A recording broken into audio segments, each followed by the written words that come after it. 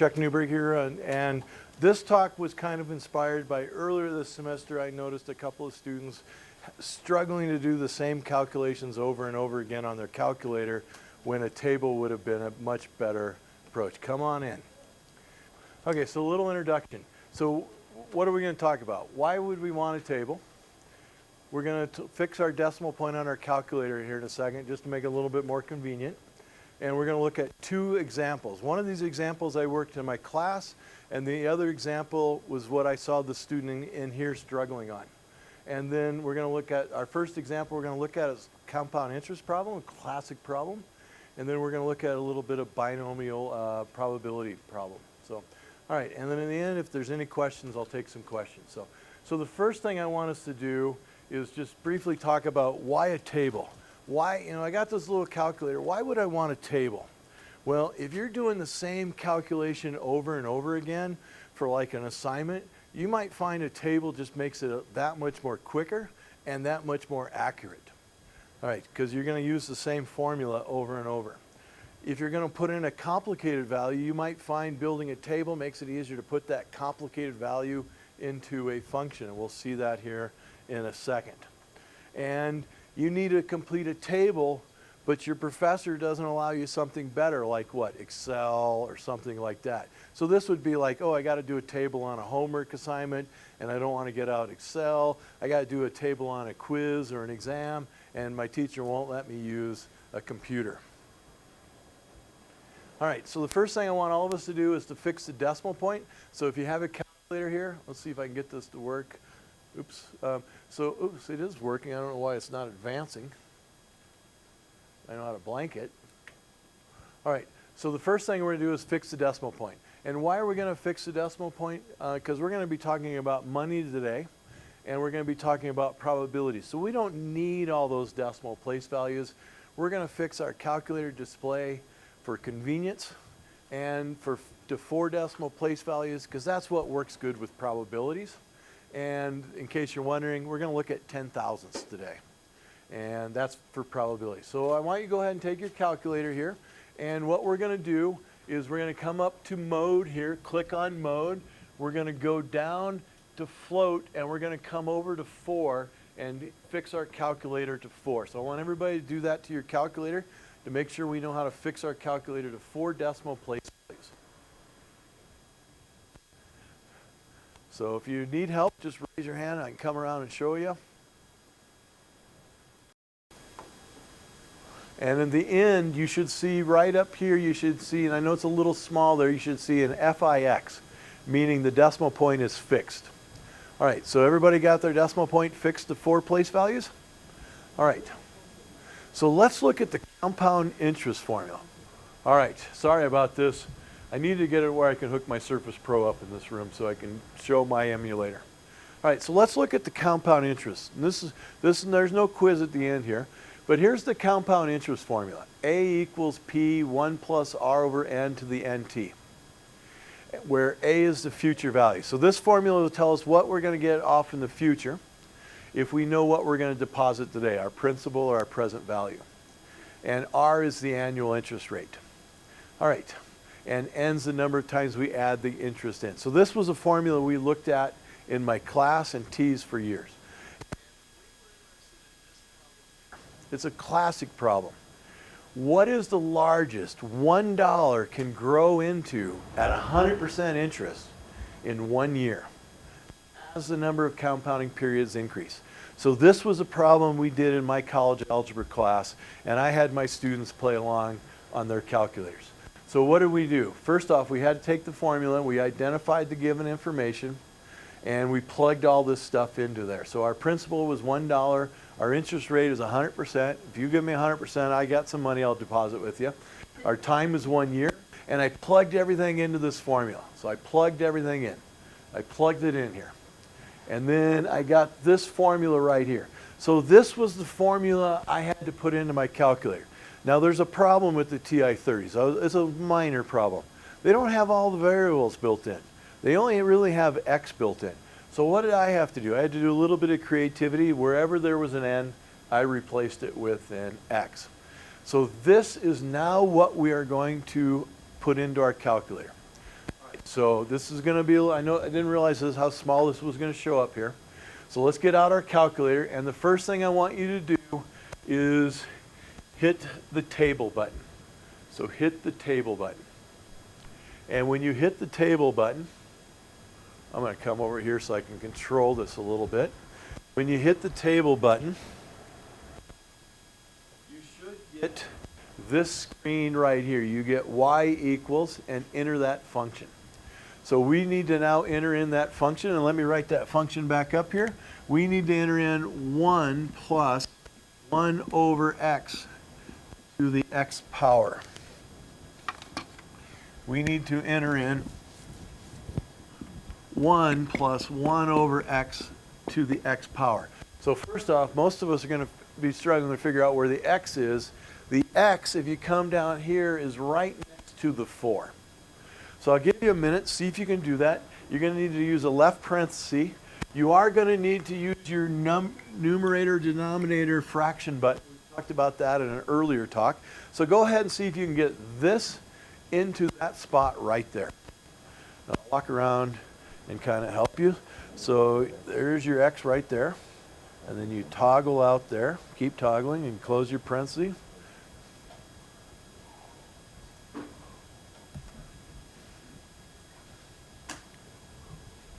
Okay, good. So get your x. Yep, yep. Then toggle out. Keep toggling out. Close out your parenthesis. And then go to your power. And then give me another x. Very good. Check with your neighbor. Yep, give me a 1. Okay. Then a plus. Then give me another 1. And then hit that fraction button. And give me an x. Over by the 4. Over by the 4. One more over. Now toggle out of that denominator. It can be any one? Yeah, but we want it to be x. Okay. I didn't even know I could do that, so I learned something today too. All right. All right, then give me another x. Okay. All right. Everybody get there? You get there? Excellent. Okay, after you get there, go ahead and hit enter. After you get there, go ahead and hit enter real quick. So I typed mine in.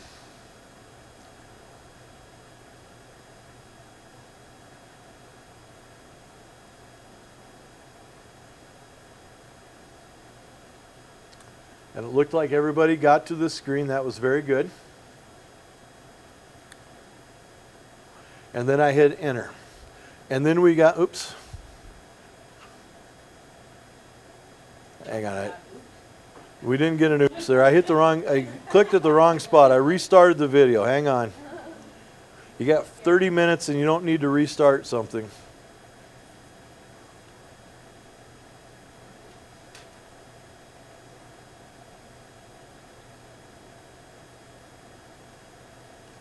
All right, stop right there. Okay, so we should be sitting at this screen right now.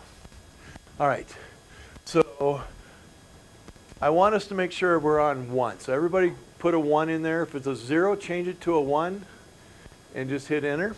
And then your calculator has the ability to step. And we don't want to step because that would step up by 1s. And we want to get up to 1,000 a little faster than by 1 because we don't have that much time. So I want us to come down here. And where it says auto, I want to highlight the ask. Get the ask so it's flashing black. So I want you to come down and with the toggle over here, these toggles here, I want you to toggle down, toggle over the ask, and get it to where it's flashing black. And then when it's flashing black, hit enter.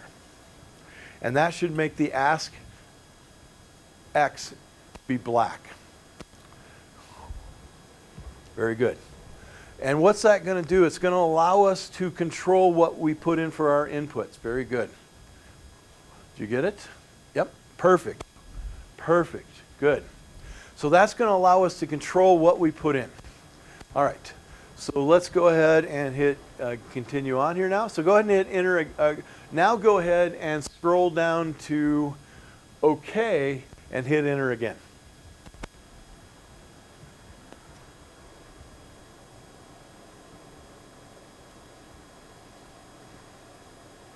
So I went down, I darkened my ask.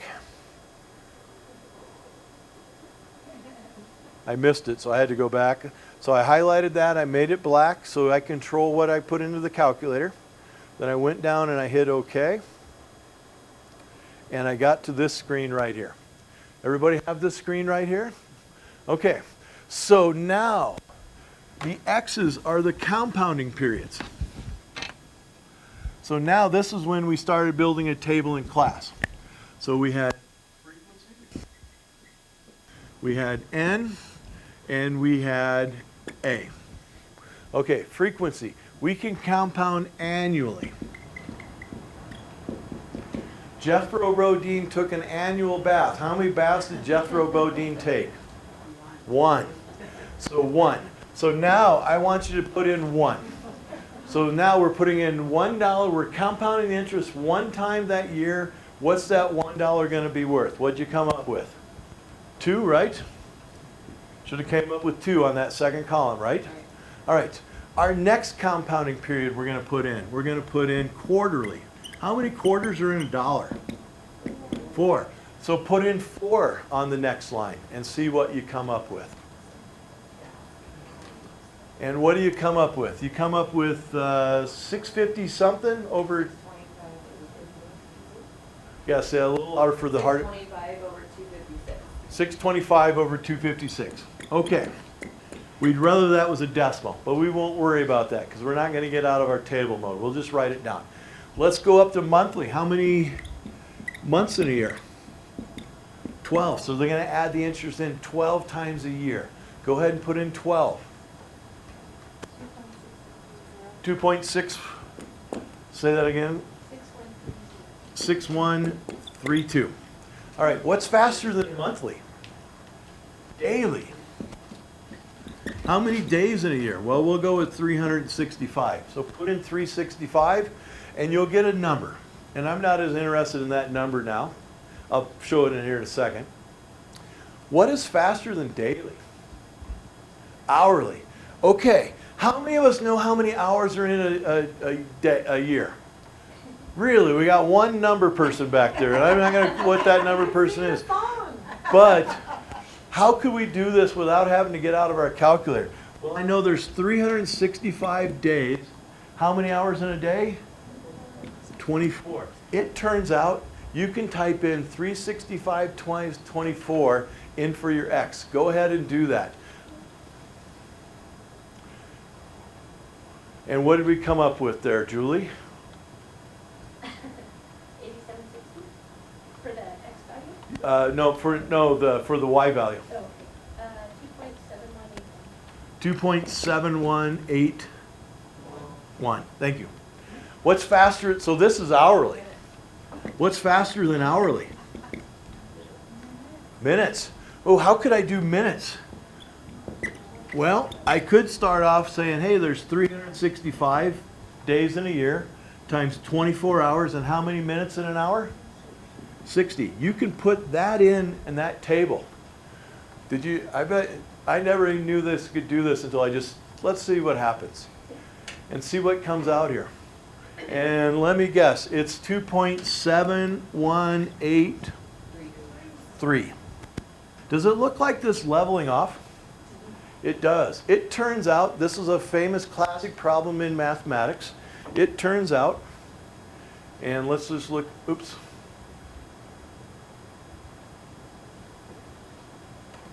It turns out, and I'll skip over that slide. It turns out, well, first off, this is what it would have looked like on my paper. So I was generating the values, on my calculator, but I had to write them down for my instructor. So you notice what I wrote down. It looks like these are leveling out. Anybody know what they level out to? Anybody from their previous? It turns out it's a pretty famous number, and I'll introduce it here just so that we know it. It's the definition of E. You might have heard of the number E before. It's kind of like pi. It turns out that you can only get $1 to grow into the number E compounded. And so here's the actual definition. The number E is defined to be the limit of this expression, what we just did on our calculator here. And E is defined to be this limit right here. Guess what, class? I just exposed you to a little calculus 1 at the same time. So, all right, that's always good. Okay, So that's the first example. And notice that was kind of a complicated table. We were able to put in complicated expressions, what? Into our values there without having to find it. Our second problem is the following. A binomial experiment. Do you do binomial experiments in problem solving, Kaylee? Binomial Oh, yeah. I'll- binomial probabilities? Yes. We, Yes. At the very end, we do binomial Yep. probability. So this, I thought this would be a timely one. So binomial probability. So let's talk about this experiment for a sec. A binomial experiment is an experiment where it has a fixed number of trials. The outcomes be reduced to either a success or a failure. So binomial means we have two possible outcomes, success or failure. The probability of success remains the constant. So we do this experiment n times, but every time the probability of success is always the same. The probability of a failure is 1 minus the probability of success. So they're complements. They add up to 1. When you get to the formula, order of the selection is not important, I forgot that. When you get to the formula for the binomial formula, you get this complicated formula right here. Now, you could do this one at a time or build a table. So let's look at this formula to start with. And let's look at a classic problem, the biased coin. A 7-gon. What's a 7-gon? Has 7 sides. So here we have a 7-gon coin. You've probably never seen one before, but there is a heptagon for you. All right, turns out I have one in my coin collection. A 7-gon has a bias. They didn't make this coin so a heads and tails flipped evenly. A head lands 55% of the time up, and its tail lands 45% of the time up. So it's not 50-50. So let's say I want to flip this coin a few times. How many times do I want to flip this coin? 6 coin flips. I want to know what is the probability of 4 heads. Only 4 heads. So that would be 4 out of 6. Doesn't matter where they're at in there. Well, we can use this formula. And this formula is this. So let's use this formula here. And I'll have to show you how to do some of this. Some of this I know is a little foreign, but when you get to your class, that formula part, you stay right there. That formula part will be much more clear. So this would be the probability, P for probability, that the x equals 4. How many trials do we have again? We have 6 coin flips. So our number of trials is 6. Our probability for a heads is what? 55%, so 0.55. Our numbers for our probability of a failure then is 0.45. Notice those add up to what? 1 there. So this formula would look like then the combination 6 choose 4, the 4 from there, times the probability of 0.55 if I have 4 successes out of 6 coin flips. How many failures do I have? I have 2. So this is what I want us to put on our calculator right now. Okay, so here's what I want you to do. Hit clear to start with. And then I want you to type a hit a 6.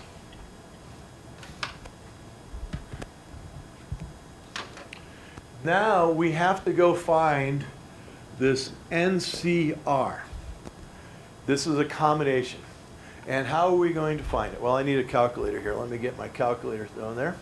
So how are we going to find it? First thing I want you to do is I want you to go ahead and hit the PRB button, the probability button. And then what do you have below that? Do you see you have what?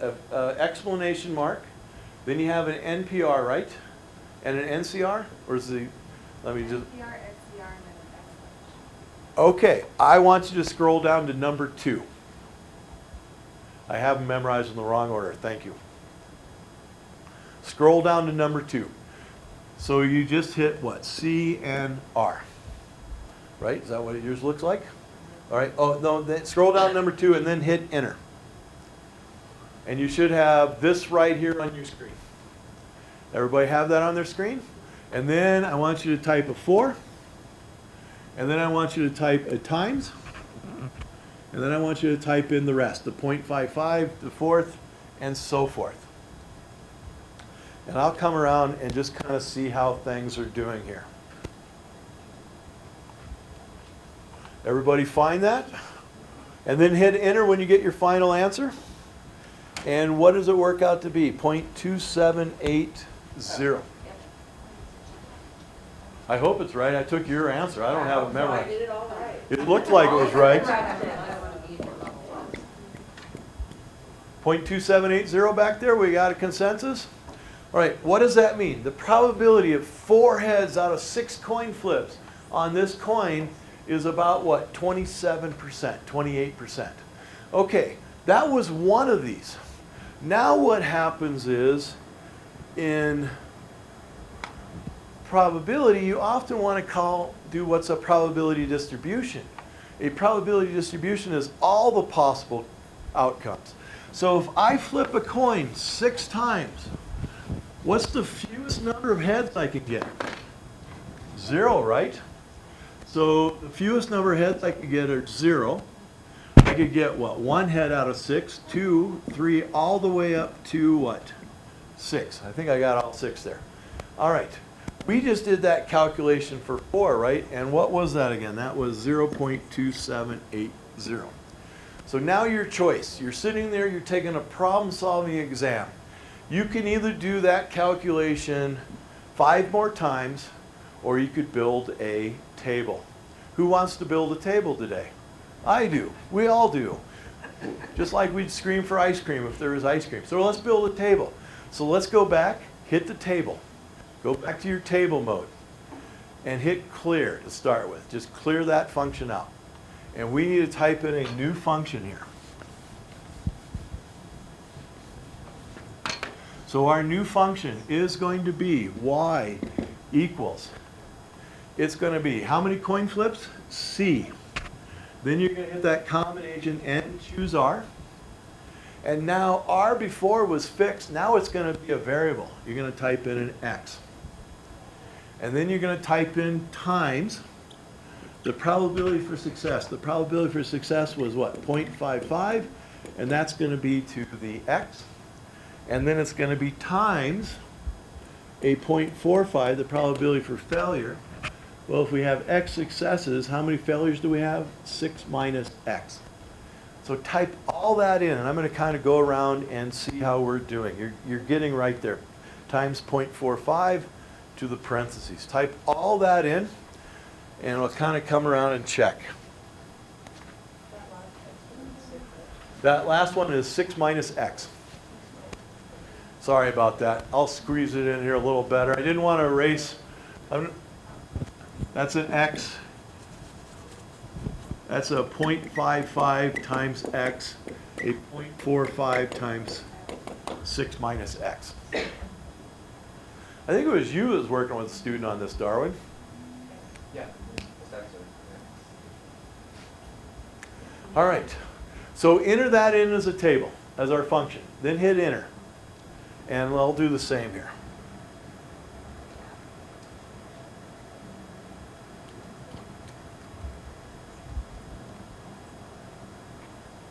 So I'm entering mine in.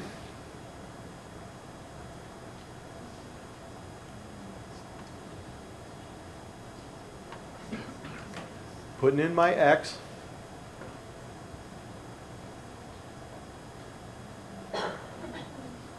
Putting in my probability for success to the X. I put parentheses on the board. You don't have to use parentheses. I like parentheses.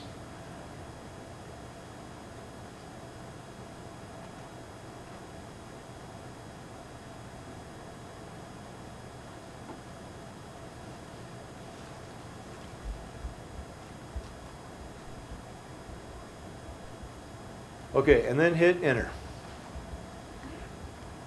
Oops, I started it over again.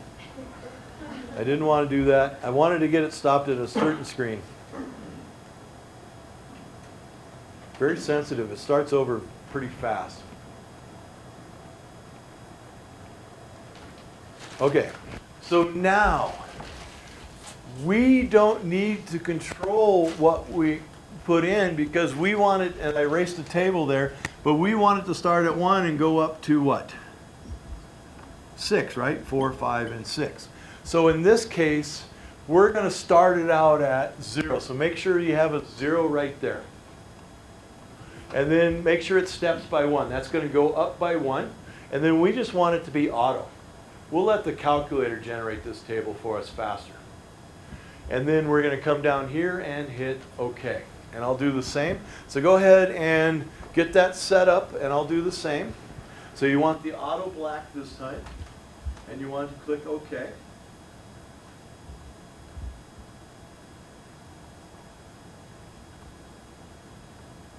And that will generate the table.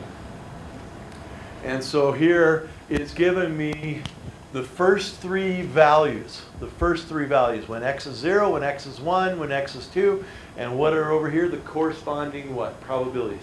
So now what would I do as a student? As a student, I'd start what? Writing those down on my paper, because after all, you don't get to hand in your calculator with the test. You got to hand in paper. So I'd start writing those down.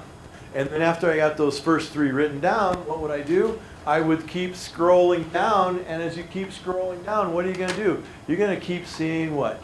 More values. And you're going to write down all the values from what? 0 to 6. Notice what happens when you get to 7. 0, right? That can't happen. That's an impossible event. No probability. You can't get 7 heads on 6 coin flips is what that says. So we would do all that. We'd write all that down. So I'm just sitting here, and literally, as I was doing this, I was writing these numbers down. I'm writing them down. I'm writing them down. I'm writing them down. I'm looking there. And I got to 0. I knew I was done. Your teacher will explain a little bit of the theory behind this. And so I generated that table. You notice before we did individually, was that easier to do all of them at once? By far, wasn't it? That table will save you some calculations. So in the end there, what did this look like on a test? This would have been on my test here. Teacher would have had the instructions to the problem. Here I wrote down the given information to help me figure it out. Here I wrote down the formula. That's the same formula I wrote over there. And then I generated this table. How did I generate this table? On this lovely TI-130XS. All right. So if you haven't appreciated this little TI-130XS, you should. I would have killed in high school to have one of these calculators. Trust me on that. It is far better than any calculator I ever had in me as a student. So, all right. That concludes. I know I rushed it a little bit, but I hope you at least kind of see that, hey, we have a cool table feature on these calculators, and maybe I want to take advantage of that feature sometimes, especially on problems where you just have to do that calculation over and over again. So, all right, any questions? So, I didn't think there'd be any questions. Not one of those topics you'd have questions on. So, all right, thanks for coming. And, oh, we got a drawing? Will you make sure that you know how to get their calculators back out of the fixed mode? Oh, how to get out of the fixed mode. Okay, so how do you get out of the fixed mode? Well, one way you could just go second reset down there on the 0 and reset your whole calculator. Not only does that reset your calculator, it resets your table. And that's the easiest thing. The other thing you can do is go back up to mode and switch it from 4 back to what? Float. But I like to reset, because if I just did a table, resetting my table is just easier than going back and cleaning it up later.